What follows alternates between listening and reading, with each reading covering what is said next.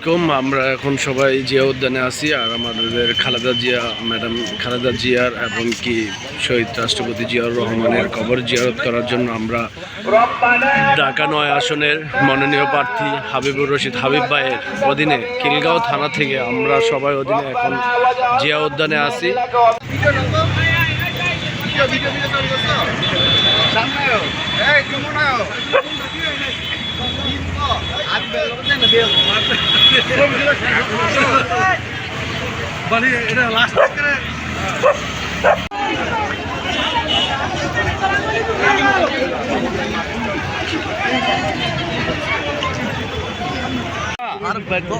এই শহীদ প্রেসিডেন্ট জিয়াউর রহমান এবং দেশনেত্রী বেগম খালেদা জিয়ার সমাধিস্থলে এসেছেন।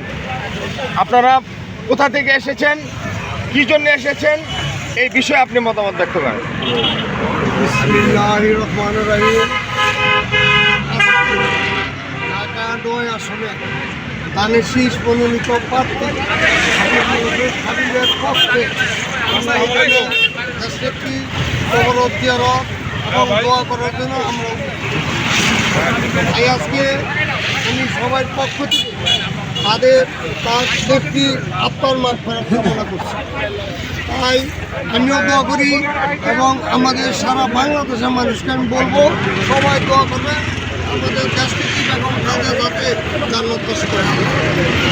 তাই আমরা আজকে জিয়াউর রহমান এই দেশকে লাল পতাকা স্বাধীনতা সার্বভৌমত্ব গণতন্ত্র দিয়ে গেছে। সেই ধারাবাহিকতায় আমাদের দেশনেত্রী বেগম খালেদা জিয়া 3বার প্রধানমন্ত্রী হয়েছিলেন। তারপর মৃত্যু পর্যন্ত তিনি এই দেশে তিনি আন্দোলন সংগ্রাম গণতন্ত্রের জন্য, স্বাধীনতা সার্বভৌমত্বের জন্য এবং জনগণের জন্য তিনি সংগ্রাম করে গেছেন। তিনি বিগত যতগুলি সরকার ছিল কিন্তু লোকের সাথে আপোষ হয় না,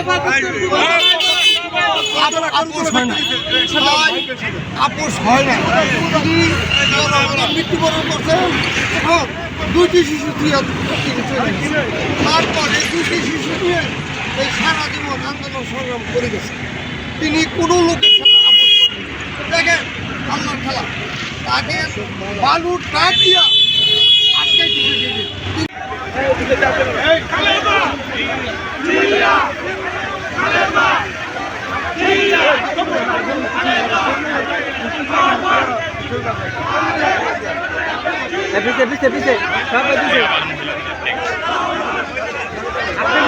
থাকেন ভাই, চলে যান না, চলে যান।